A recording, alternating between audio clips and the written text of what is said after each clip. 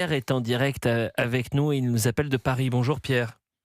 Bonjour. Merci d'être en direct avec nous. C'est vrai que vous êtes nombreux à vouloir réagir après cette information judiciaire qui est très importante puisque la juge d'instruction, je le rappelle, dans l'affaire du drame et du meurtre de Crépol, a décidé de retenir les circonstances aggravantes de racisme anti-blanc, de racisme anti-français en bande organisée. Je le disais tout à l'heure, un tournant. Est-ce que je me trompe? Et là, je parle à un ancien commissaire de police que vous êtes. Non, vous trompez pas. Effectivement, c'est un élément assez important du dossier. Ce qui est quand même inquiétant, c'est que il faille 3 ans de procédure pour s'en rendre compte. Et moi, je suis assez inquiet pour la suite, en fait. Je suis à la fois satisfait qu'on ait un magistrat qui ait correctement fait son travail avec les éléments du dossier. Mais si les éléments étaient là dès le départ, je suis un peu inquiet que le parquet ne les ait pas relevés. Et ça me paraît pour la suite assez inquiétant, je le disais, parce que c'est le parquet qui va défendre le dossier au tribunal, Mais c'est en ça que je l'occurrence me à la suis cour dit. d'assises. Et oui. Mais c'est pour ça que c'est exact. Est-ce que vous pouvez dessaisir un parquetier? Est-ce que le parquetier peut changer Georges Fenech? Alors, faut Mais il va expliquer. changer. Il va changer pourquoi? Parce que lorsque la juge d'instruction va rendre son ordonnance de mise en accusation, elle va clôturer son dossier. Bon. À ce moment-là, les parties et le parquet ont la possibilité de faire appel. N'oubliez pas. Et donc le dossier, in fine, sera examiné, la décision sera prise par la chambre d'instruction. Et devant la chambre d'instruction, ça n'est plus d'ailleurs le même procureur, c'est le procureur général de la cour d'appel, en l'espèce, c'est Grenoble, hein, qui va prendre des réquisitions et qui va dire oui ou non, circonstances aggravantes de racisme.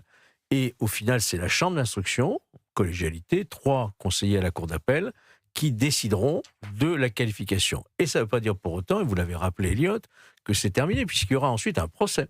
Et au procès devant la cour d'assises des mineurs, la cour d'assises dira aussi ce qu'elle considérera être, c'est-à-dire oui ou non, y a-t-il eu un meurtre avec cet élément aggravant de racisme, voyez-vous.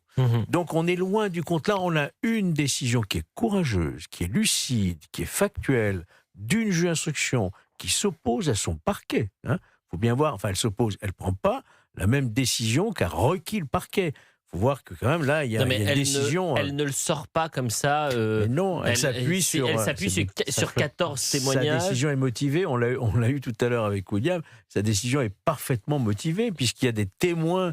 C'est pas un témoin, c'est pas 2 témoins, c'est pas 3 témoins, c'est 14 témoins, vous vous rendez compte, qui tous disent de manière concordante, j'ai entendu ces propos racistes, anti-blancs, etc. Donc on ne voit pas comment le parquet, moi je m'interroge, et le commissaire a raison d'ailleurs de s'en inquiéter, parce que si le parquet ne l'a pas vu jusqu'à maintenant, il risque de ne pas le voir pour la suite. Et c'est même pire que ça, parce que c'est William Moulinier nous le rappelait, c'est que dans le réquisitoire, il est fait état. Dans le réquisitoire du parquet, il est fait état des phrases anti-françaises et anti-blanches.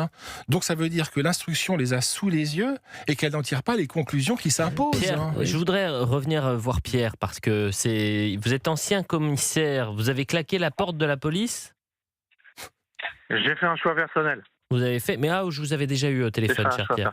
Oui, tout à fait. Mais en revanche, vous, l'ancien commissaire d'expérience, vous avez vu monter au gré des procès-verbaux, des victimes que vous avez pu rencontrer, ce racisme anti-blanc ou pas?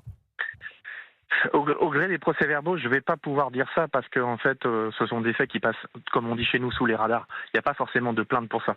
Par contre, ce que je peux vous dire, parce que j'ai fait beaucoup de terrain dans ma carrière, c'est que vous avez un vrai raciste de tous les côtés d'ailleurs. Et le racisme anti-blanc, il est évidemment présent dans les quartiers, et notamment dans les quartiers.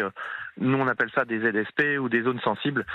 D'autres appellent ça des quartiers populaires, mais en tout cas, les quartiers qu'on connaît, sur lesquels nous, on a le plus de difficultés. Oui, vous avez des gens qui font du communautarisme, vous avez des gens qui rejettent totalement l'État et qui rejettent totalement une partie de la population et surtout qui font du racisme anti-blanc. Oui, c'est une réalité.